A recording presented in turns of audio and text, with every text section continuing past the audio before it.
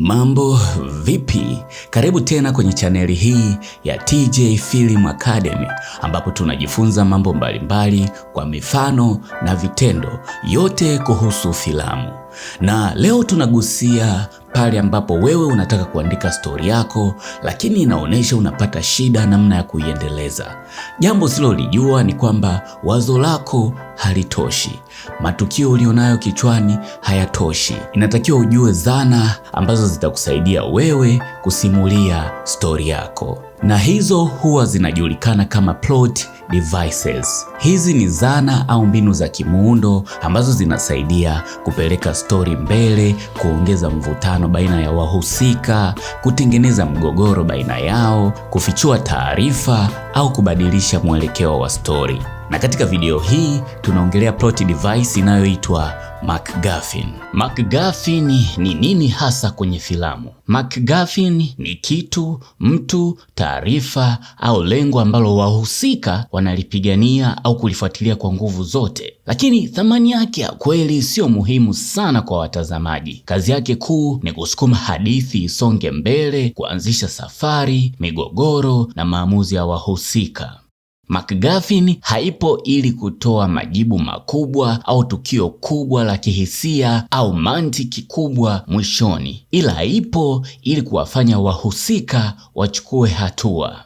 Mara nyingi hata watazamaji hawajui kwa undani ni nini hasa, au hata wakijua sio kiini cha simulizi husika.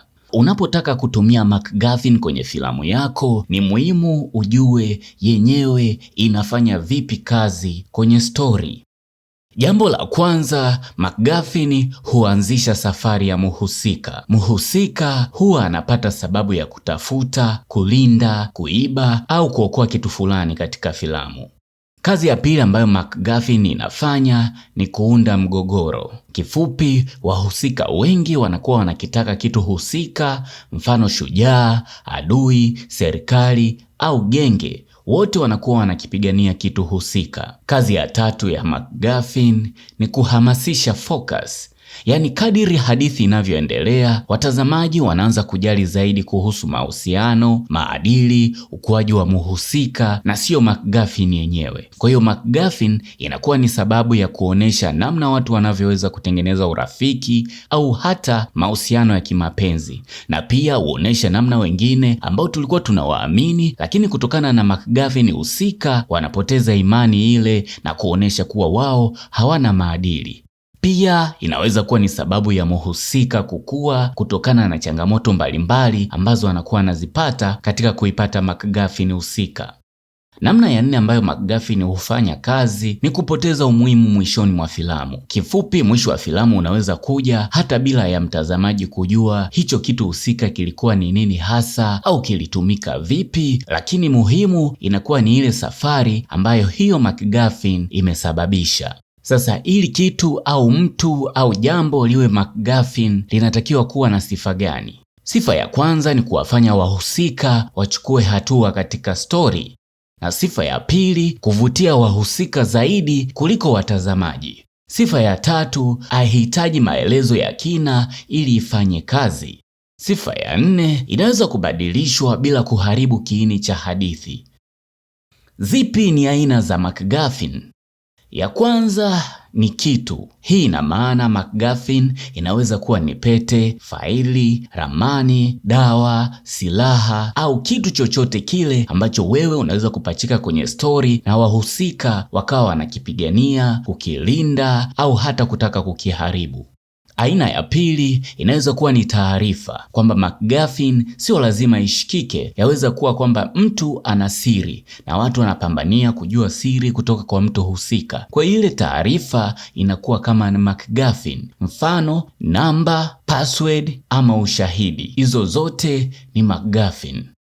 Aina ya tatu ya MacGuffin ni mtu. Mtu kama mtu anaweza kuwa yeye ni kitu muhimu kwenye story. Kwa mfano, kuna filamu ambazo mtu anakuwa ametekwa, walioteka wanataka wabaki naye na wengineo wanataka kumwokoa. Ili kuelewa zaidi, hii ni mifano ya MacGuffin katika filamu.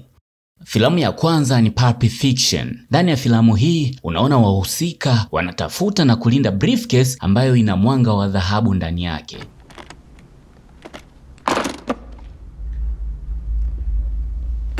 We happy? Kwa nini hii ni MacGuffin? Kwa sababu sisi hatujui kilicho ndani, licha ya kuwa tunaweza kuhisi labda ni dhahabu au kitu chochote cha thamani. Lakini pia hicho kitu kilicho ndani sio muhimu kuliko mahusiano na maamuzi ya wahusika tunaowatazama ndani ya filamu hii. Sababu nyingine ni kwamba briefcase hii inachochea matukio yote ndani ya filamu, mfano mauaji, ulinzi na hadi safari ya wahusika.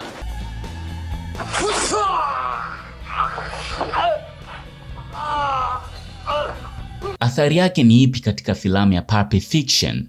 Kwanza ni kuunda tension ya filamu, na pili ni kutengeneza sababu ya hadithi ya filamu hii kukumbukwa zaidi. We happy?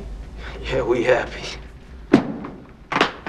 MacGuffin nyingine unaweza kuona katika mfululizo wa filamu za Mission Impossible. Katika filamu hizi mara nyingi timu inakuwa inatafuta diski au formula au data za kijeshi. Inaweza kuwa ni kitu ama taarifa ndani ya filamu hizi za Mission Impossible.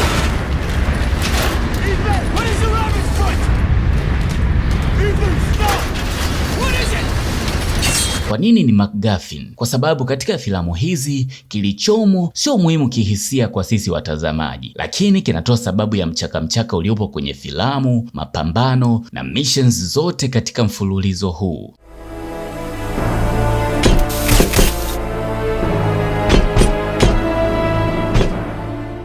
Ipi ni athari yake katika filamu za Mission Impossible?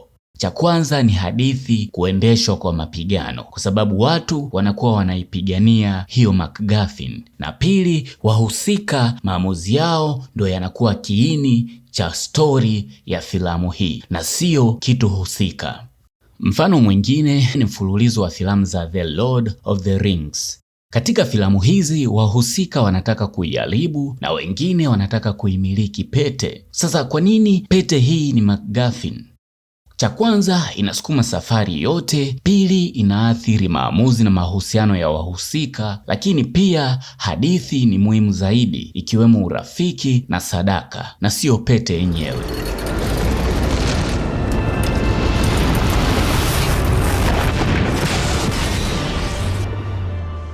Avengers Infinity War ni mfano mwingine ambayo unaweza kuona MacGuffins. Katika filamu hii mawe yaitwayo Infinity Stones yanakuwa yanasakamwa na kutafutwa na pande zote. Utajiuliza ni kwa nini mawe hayo ni MacGuffin? Hiyo ni kwa sababu yenyewe ndo sababu ya vita yote ndani ya filamu hii. Lakini pia jambo kubwa la kihisia katika filamu hii siyo hayo mawe, bali ni mahusiano ya wahusika, namna wanavyojitoa sadaka na hofu ya kushindwa. The universe lies within your grasp. Hizo ni baadhi ya filamu ambazo unaweza kuona MacGuffin. Kama umeelewa vyema, basi acha comment ya mifano mingine ya MacGuffins ambayo tunaweza kuona ndani ya filamu mbalimbali. Yapi makosa ambayo waandishi hufanya katika kuandaa hizi MacGuffin kwenye story? Kosa la kwanza ni kuipa MacGuffin uzito kupita kiasi kuliko wahusika wenyewe. Kosa la pili, kuielezea sana hadi inakuwa inaboa. Tukumbuke kuwa yenyewe inatakiwa kuwa sababu ya wahusika kuwa na mgogoro ama kubadilika na sababu nyinginezo, na sio watazamaji kuijua vizuri hiyo MacGuffin. Kosa lingine ni kuendeleza filamu bila ya kuigusia tena hiyo MacGuffin. Hii inamaanisha kwenye story unapoiweka MacGuffin na kuonesha kuwa wahusika wanaanza kuipigania, basi ikifika mbele usisahau kuitumia tena na kuonesha watazamaji hatima, aidha watu wameipata au hawajaipata. Na kosa la mwisho ni kuifanya ionekane ovyo bila ya kuwa na mpangilio wa asilia kutokana na mtiririko wa story. Iweke itokee pale ambapo inahitajika. Sio kila muda tunakuwa tunaiona eti kwa sababu tumesema yenyewe ndo sababu ya story ama mgogoro katika filamu husika. Ipi ni siri ya kuitumia vizuri MacGuffin? Cha kwanza, MacGuffin inafanya kazi vizuri pale ambapo wahusika wanakuwa wanaijali sana. Isionekane kuwa jambo ambalo wanaweza kulipotezea, bali kuwa na umuhimu mkubwa sana kwao. Cha pili ni watazamaji kujali safari inayosababishwa nayo. Hii inamaanisha kuiandika kwa namna ambayo watazamaji watatamani watu wafanikishe kuipata hata kama haina umuhimu mkubwa kwa watazamaji. Siri nyingine ya kutengeneza MacGuffin nzuri ni kuifanya hadithi iendelee hata kama hiyo MacGuffin itabadilishwa. Mfano, badala ya watu kutafuta flash yenye siri, wanaweza kuwa wanatafuta barua, ramani au kitu chochote kile na bado hadithi ikafanya kazi. Naam, hiyo ni MacGuffin. Kumbuka kuweka comment kama umeielewa vizuri, na pia kaa tayari kwa video mpya, hivyo subscribe kwani kuna zana nyingi ambazo tunaenda kuziongelea. Tukutane video inayofuata.